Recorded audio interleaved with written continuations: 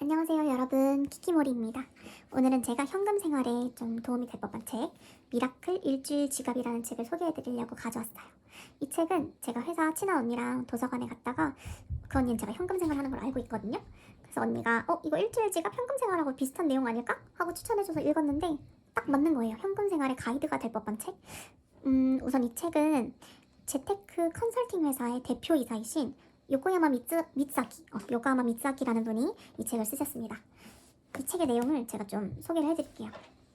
설명을 해드리면 이 일주일 지갑, 이름에서부터 느낌이 오죠. 저희 현금 생활하면 일주일 동안 쓸 돈을 예산을 짜서 넣어놓고 그 다음에 다 쓰면 정산을 하잖아요.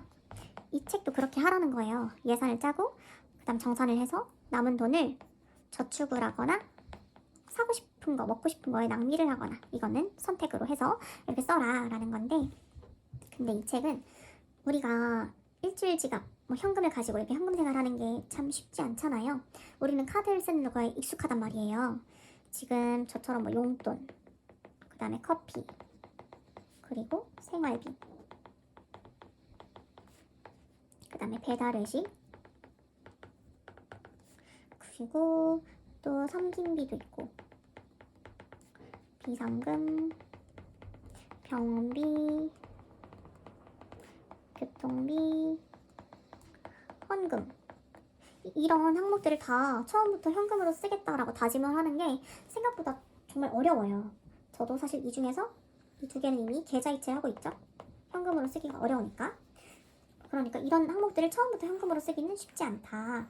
그럼 어떻게 하면 좋냐라고 했을 때 이분이 보니까 보통 우리가 지출을 딱 통제했을 때 굉장히 효과적인 것이 그 항목이 식비래요. 그래서 식비가 정말 우리가 통제했을 때 대부분은 식비를 잘 통제하고 있는 사람도 있지만 대부분은 식비만 통제해도 우리가 쓰는 돈의 많은 부분들이 저축을 할 수 있게 된다고 하더라고요. 그래서 식비부터 시작하자라는 거예요. 그래서 식비를 어떤 식으로 이제 정리를 하냐 했을 때 먼저 어떻게 관리하냐 했을 때 식비의 지갑을 만들으래요. 이렇게 식비 지갑 두 개 정도 있는, 두 칸 정도 있는 거에 이제 일주일 예산 돈을 넣어요. 돈을 넣고 막 쓸 때마다 영수증을 받고, 만약에 영수증 못 받은 경우는 메모지에 내가 산 금액을 적어서 넣는 거예요. 그래서 칸이 한쪽은 돈이 들어있고 한쪽은 영수증이나 메모지가 들어가는 거죠. 그래서 일주일이 딱 지나면 이 영수증이랑 메모지를 보면서 정산을 하는 거죠. 내가 어디다가 돈을 썼는지 보고 한번 쭉 검토를 하는 거죠. 이런 식으로 하는데 먼저 처음 일주일은 기존대로 돈을 쓰는 거예요. 기존대로 돈을 써서 영수증을 모으고 그 다음에 이 돈의 금액을 20%를 줄이는 거예요. 그래서 그 다음 주는 원래 쓰던 돈, 이 영수증이랑 메모지 적은 걸로 확인된 그 금액에서 20%를 줄인 돈으로 다음 주 식비 짜서 생활해보고, 그 다음에 좀 더 줄일 수 있겠다 하면 더 줄이고 20%더 줄여보고, 이런 식으로 해서 최종적으로 내가 이 정도 금액이면은 일주일 살 수 있겠어 라는 금액을 알게 됐을 때 그 금액으로 식비를 유지해가는 거예요. 이렇게 해라 라는 건데, 이제 여기서 우리가 이 식비를 어디까지 식비로 넣을 것인가, 그거를 또 정해주는 것도 중요하대요. 이 책에는 이 식비가 집밥을 먹는 그 가족을 기준으로 작성을 해놔가지고 일단 집에서 밥을 해먹는 비용을 식비로 넣었는데, 근데 여기서도 말하는 게 집밥을 안 먹을 수도 있고 사람마다 다 다르기 때문에 이 식비의 정의는 개별적으로 해야 된다. 개인적으로 본인의 상황에 맞춰서 해야 한다라고 되어 있어요. 제 생각에는 요즘에는 1인 가구가 많으니까 반찬 가게 이용하는 분들 계실 거잖아요. 반찬 가게 이용하는 비용, 여기도 식비에 들어갈 수 있을 것이고, 그리고 회사에 구내식당이 없으면 점심을 사 먹을 수 있겠죠? 점심 식사하는 비용, 이 정도는, 이 외식비까지는 좀 식비로 넣어줄 수 있을 것 같아요.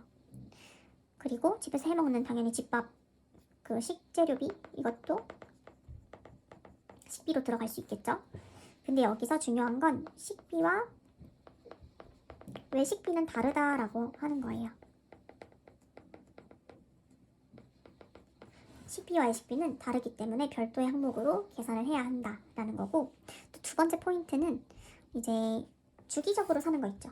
주기적으로 구입하는 물품. 여기서는 이제 생수랑 쌀을 예로 들어줬어요. 생수랑 쌀. 근데 저 같은 경우는 지금 후자축에 커피 원두 사는 돈이 따로 있죠. 이런 식으로 주기적으로 내가 사줘야 되는 돈, 사줘야 하는 물건, 그러니까 주기적으로 돈이 들어가는 거, 이거는 별도로 예산을 잡아서 관리를 해라라는 거예요. 식비로 넣지 말고 별도로 돈을 모아놨다가 써라. 왜냐하면 식비 예산을 짜줬는데 갑자기 쌀 사야 되고 커피 원두 사야 되고 하면은 그 식비 갑자기 훅 줄겠죠. 그럼 내가 생활하는데 필요한 그 돈을 쓸 수 없게 되니까, 우리가 딱 봤을 때 항상 내가 뭐 한 달에 한 번, 한두 달에 한 번씩은 들어가는 돈이 있다. 이건 꼭 산다. 그리고 이 금액이 좀 그래도 뭐 2만 원, 뭐 3만 원, 뭐 이런 식으로 좀 들어간다 하면은 별도 예산을 짜서 관리를 해줘라 라는 게 포인트입니다. 두 번째 포인트. 그런 다음에 이 책에서 또 얘기하는 내용 중에 제가 좀 중요하다고 생각했던 부분은, 우리가 소비를 하고 또 낭비도 해요. 그리고 투자도 해요. 여기서 소비는 정말 필요한 거, 식료품, 의료비 이런 거 있죠.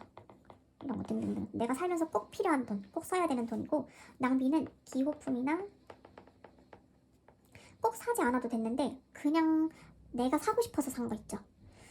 용돈 이상으로 돈이 들면서 내가 사고 싶어서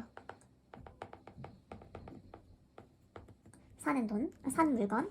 그리고 투자는 자기 개발에 들어가는 돈이나 교육 같은 거, 그런 데 돈이 들어가거나 저축하는 데 들어가는 돈이에요. 근데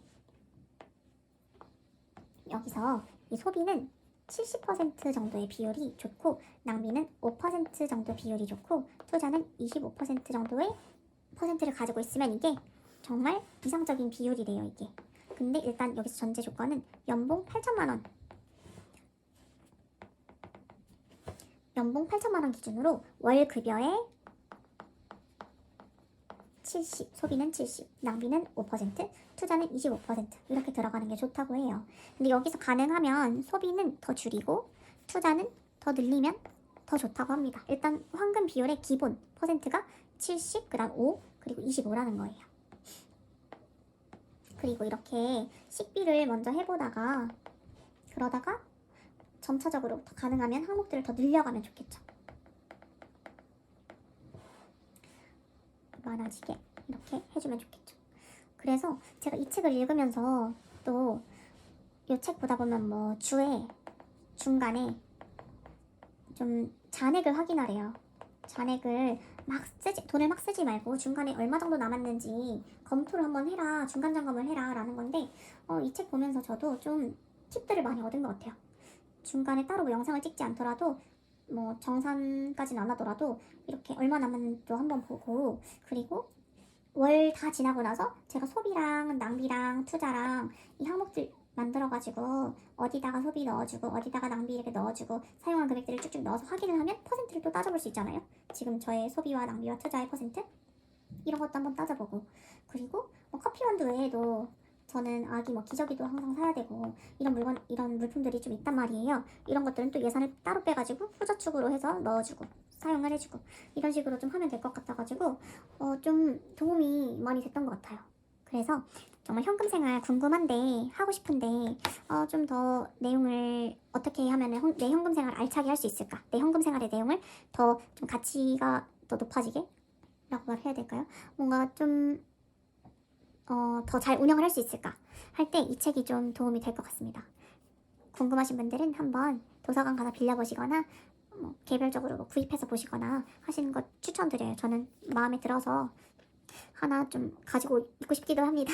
소장용으로 두고 한 번씩 읽어보고, 다음에도 제가 이제 책을 읽다가 이제 괜찮은 걸 보이면은 이렇게 추천도 하고 내용을, 제가 인상 깊었던 내용, 그런 내용들 이렇게 좀 적어서 알려드릴게요. 그럼 다음에 또 만나요. 안녕.